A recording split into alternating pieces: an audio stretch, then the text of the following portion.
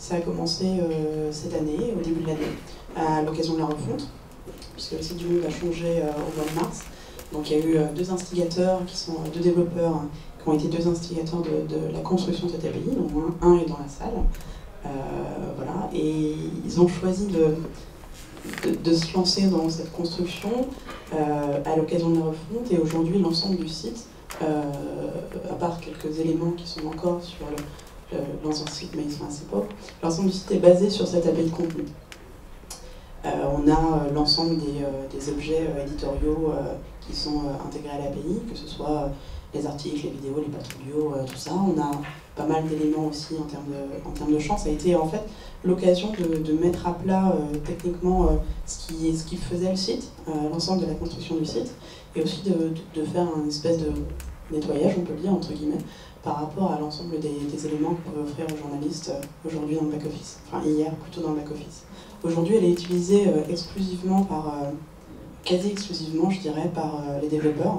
Donc on a une équipe d'une dizaine, si je ne me trompe pas, d'une dizaine de développeurs qui utilisent cette API pour les développements futurs du site depuis le mois de mars. Il y a aussi un début d'usage de cette API par d'abord le marketing, donc tout ce qui est chiffres, données.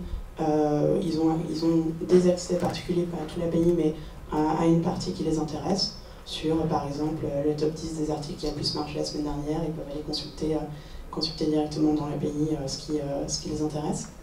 Il y a aussi une démarche où très rapidement, donc mon équipe, enfin l'équipe dans laquelle je suis, les chefs de projet, vont avoir accès à cette API pour être une interface entre la rédaction et le développement.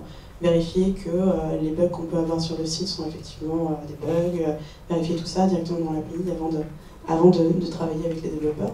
On a ce qu'on appelle un comité API, donc quelques membres sont dans la salle aujourd'hui, composé de 3 développeurs, quelqu'un qui s'occupe de la prod sur le site, le responsable des développements et puis notre directeur technique. Donc l'idée c'est vraiment sur cette API-là de la construire correctement au fur et à mesure.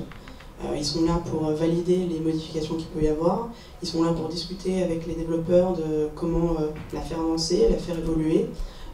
Ils sont là pour former les développeurs qui arrivent en fait aujourd'hui dans l'équipe. L'API doit évoluer en fait selon nous en étapes. La première étape c'est vraiment ce côté privé, de la faire, de la construire à l'intérieur de l'équipe de développement.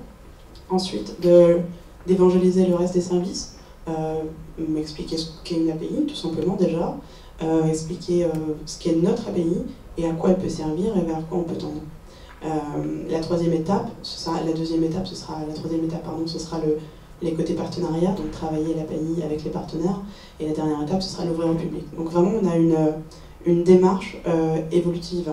On ne veut pas faire un hackathon demain avec des gens de l'extérieur, on veut vraiment la construire au fur et à mesure. Et l'ouverture au public est prévue dans pas très longtemps, donc vous avez déjà des idées de ce que vous voulez faire ou... Alors, on n'a pas encore pensé à ça parce qu'il y a énormément de questions qui vont autour, je pense qu'on en parlera. La question de l'authentification, la question de la performance de l'API. Aujourd'hui, on est un peu des adolescents, enfin, je ne sais pas comment je pourrais le dire, mais on est un peu des adolescents, et l'idée c'est vraiment, nous, de pouvoir l'utiliser, l'expérimenter et corriger ce qu'il y a à corriger avant de pouvoir l'ouvrir au public du jour au lendemain. Et si on l'ouvre au public, je pense que dans un premier temps, on ferait effectivement des choses assez cadrées. On est en train de développer en fait une API interne qui pour l'instant est utilisée pour nos applications mobiles. En fait, on a une approche qui est assez classique et assez pragmatique, c'est que on doit rendre nos contenus dans des displays qui ne sont pas celui qui est prévu originalement, c'est-à-dire le web. Et au fur et à mesure, on a construit donc depuis les début 89 différentes, je ne vais pas dire différentes API, c'était plutôt au début différents web services qui étaient faits un peu ad hoc, soit pour les besoins mobiles, soit pour les besoins des partenaires externes. Et à un moment, on arrive à constater que finalement, on fait un peu toujours la même chose et que ce serait bien de formaliser soit pour l'extérieur, soit pour ses propres besoins, ce qu'on fait. Donc on le fait en parallèle en fait avec la refonte des applis mobiles qu'on fait en interne aussi. Et donc pour l'instant, c'est vraiment pour un besoin interne, sachant que à terme, je pense, comme le monde, qu'il faut traiter tous les displays de la même façon. C'est-à-dire que pour l'instant, on le fait pour le mobile et pour les tablettes en interne. et il va falloir qu'on traite le web de la même façon parce que ça devient un display parmi d'autres et puis le display nécessairement principal, surtout dans 3 ans ou dans 5 ans, quand le trafic mobile sera supérieur. Chez vous, il est déjà supérieur au web, mais je pense que chez tout le monde, il sera supérieur au web. Donc il n'y aura plus de raison d'avoir comme plateforme maître, comme plateforme maîtresse en fait, le web qui, quand on utilise un CMS qui soit open source, propriétaire ou custom, qui est en général le moteur de back-office et le moteur de rendering, finalement c'est bien d'avoir un back-office, un CMS qui va structurer des données dans un data store et en fait qui va générer une API que tous les displays vont pouvoir utiliser. Donc, ça, je ne vous raconte pas ce qu'on fait, je vous raconte ce qu'on a envie de faire.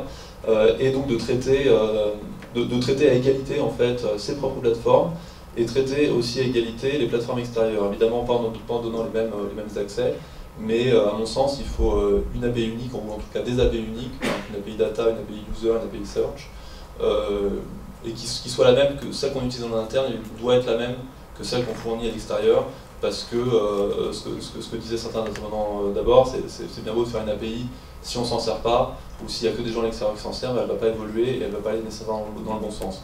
Évidemment, après, ça pose tout un tas de problèmes de monétisation, de gestion des permissions, de performance aussi, parce que, évidemment, c'est un enjeu qui est assez important chez nous, la performance.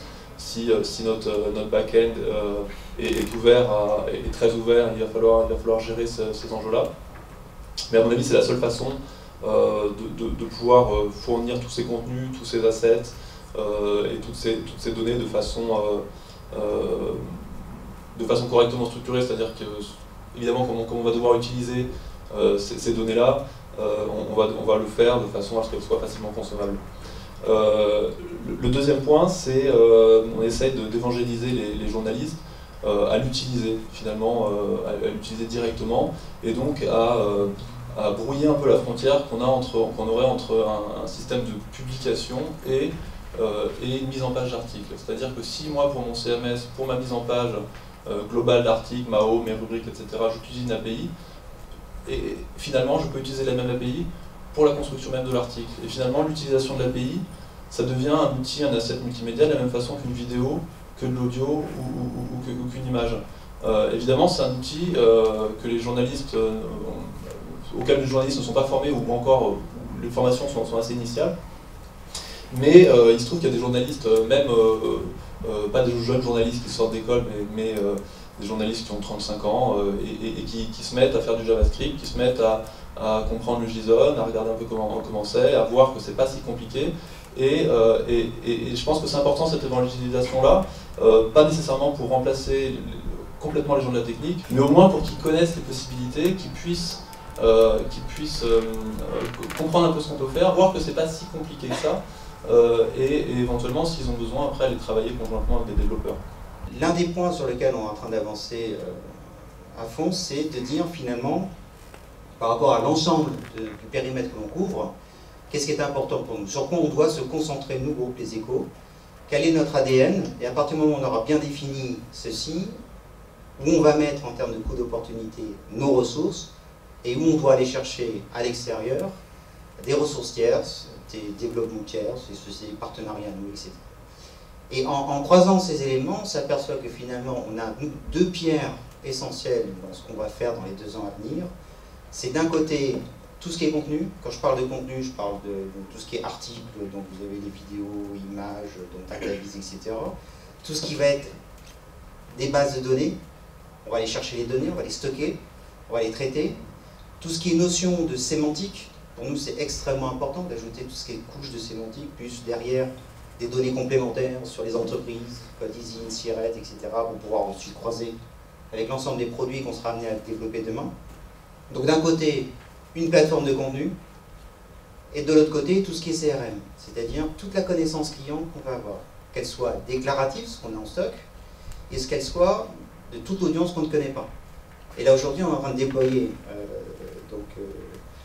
des moyens pour pouvoir connaître justement toute cette audience. Donc d'un côté, vous avez une plateforme de contenu qui est en cours de construction, et de l'autre côté, vous avez une plateforme CRM qui nous permettra de gérer le déclaratif et tout ce que je ne connais pas. Et à partir du moment où on a ces deux éléments, ce qui va être important pour nous, c'est justement de développer ces API qui vont permettre à terme de brancher ces deux grandes pierres à l'ensemble des produits qu'on aura à mener et à développer. Parce qu'on s'aperçoit aussi que, comme on n'a pas, alors c'est effectivement en termes de ressources, on n'a pas non plus pléthore de ressources, etc., c'est de se dire finalement, pour nous l'API, elle va être nécessaire pour avoir une réactivité par rapport au marché, c'est-à-dire que dès qu'il faut développer une application dédiée sur une thématique, etc., via les API, on sera capable de le faire assez rapidement, avec d'un côté l'API qui sera branchée sur la partie contenu, les API qui seront branchées sur la partie CRM, ensuite vous aurez tout ce qui sera paiement, et donc ça c'est un premier point. Le deuxième point, ça va être aussi, puisqu'on a déployé en octobre dernier, on est parti dans un paywall avec 15 articles gratuits par mois, c'est de faire en sorte qu'aujourd'hui, dans la dilution de l'audience que l'on a, où on s'aperçoit que finalement, plutôt que de dépenser une énergie folle et essayer de ramener le public chez nous, c'est de dire, mais finalement, essayons de travailler et voir si on peut pousser nos contenus là où le public est. Et on s'aperçoit que les agrégateurs pour ça, de type Flipboard, Google Flux, etc., finalement, commencent à drainer une partie de l'audience importante, et surtout quand le public il est là et qu'il a envie de lire son contenu sur ces agrégateurs-là, si on n'y est pas, il ne nous lira pas.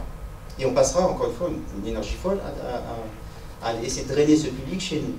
Donc, quand on parle de technologie paywall, une des choses, et bien API qu'on est en train d'étudier aussi, c'est de savoir comment nous, on peut pousser nos approches paywall chez l'agrégateur.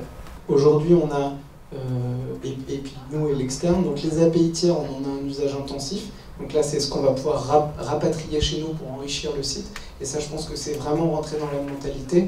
Et on se sert de ça un peu comme cheval de Troie pour les convaincre que si c'est utile pour nous, on va pouvoir, avec notre matière première, créer de la valeur aussi chez les tiers. Donc en API interne, alors tout ça un peu décalé, les API fermées, totalement fermées, on a développé, comme Rue 89, nos premières cette année pour gérer la problématique du mobile. Donc voilà, on profite d'une refonte, d'un nouveau support, d'un nouveau besoin pour le standardiser et faire ça. Donc ça a été un premier pas. Semi-ouverte, on a des projets pour 2013, notamment des projets pour une partie R&D un peu ouverte. Donc c'est un peu sous les formes de hackathon. Et pour 2013, on n'est pas encore tout à fait d'accord, ou en tout cas on n'a pas encore trouvé la solution idéale pour vraiment ouvrir les API. En gros, l'enjeu c'est les droits. Donc droit d'image et droit d'article, on a encore, et notamment parce qu'on travaille avec des titres qui n'ont pas de vie digitale, ou plus exactement, dont les contenus sont rapatriés dans nos sites. Donc je vais donner un exemple, c'est Lire. Lire est un magazine dont une partie des contenus est présente dans la section littérature de l'Express. Il y a des enjeux de droits qui n'ont pas été encore, alors je ne sais pas comment on dit clearés en français, réglés, qui font qu'on ne peut pas récupérer tout le magazine dans le web. Donc vous imaginez les transférer à des tiers, ça pose des enjeux énormes puisque il faut remonter la chaîne de propriété intellectuelle et ça c'est très compliqué. Donc je l'ai mis un peu sous forme de blague, mais c'est vrai que c'est un sujet sérieux qui mobilise beaucoup les journalistes et qui fait qu'on doit prendre, en tout cas sur la partie ouverte, les choses avec des pincettes. On a organisé un hackathon en télévision connectée au mois d'octobre avec Josh Fire au camping pour un petit peu prendre des idées à l'extérieur, pour essayer de voir est-ce que vous pensez à d'autres choses auxquelles évidemment on n'aurait pas pensé, ce qui est l'un des objectifs. L'autre objectif est de pouvoir éventuellement repérer des talents de développeurs, ce qui a été le cas. Alors c'était un exercice intéressant qu'on renouvellera, je pense, en 2013, peut-être avec d'autres médias de l'audiovisuel public, c'est encore à voir, mais on a remarqué une chose, autant on a vu des choses intéressantes dans le hackathon, en même temps on s'est aperçu que cette population de développeurs, de jeunes développeurs, n'avait pas forcément la culture de la télé. Donc ce qui est normal, ils ne la regardent pas, mais ça pose un problème. Comment leur faire imaginer des choses nouvelles avec ces outils-là? Donc ça, c'est un peu une des limites qu'on a remarquées. Mais enfin, on continue. On est évidemment convaincu de l'intérêt de l'ouverture, simplement ça nous pose des petits problèmes commerciaux, parce qu'on a des accords, en tout cas un accord important avec Plurimédia pour le Geek TV. Donc ça, c'est quelque chose à regarder. Et puis des petites contraintes techniques. parce que notre API ou nos API ne sont pas forcément encore bien structurés, me dit-on, dans l'oreillette. Ici, entreprise,